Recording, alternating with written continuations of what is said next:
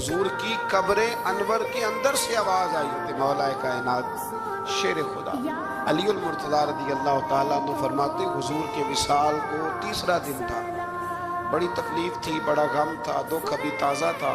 میں حضور کی قبر انور سے تھوڑے سے فاصلے پر بیٹھا تھا، امام قرطبی نے اس کو لکھا ہے، تو کہتے ہیں ایک شخص آیا اور مجھ سے آ کے پوچھتا ہے کہ نبی پاک علیہ السلام کہاں ہیں؟ کہتے جو کہ زخم تازہ تھا، 3 دن گزرے تھے، تو میں رو پڑا۔ میں نے کہا وہ جو سامنے مزار پر انوار ہے نا قبر اطہر، وہ میرے نبی پاک کی ہے۔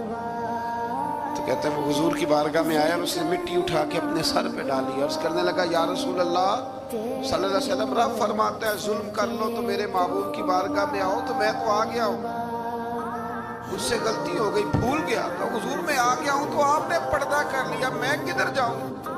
حضرت علی فرماتے ہیں وہ اس درد سے رویا کہ میں بھی رو پڑا۔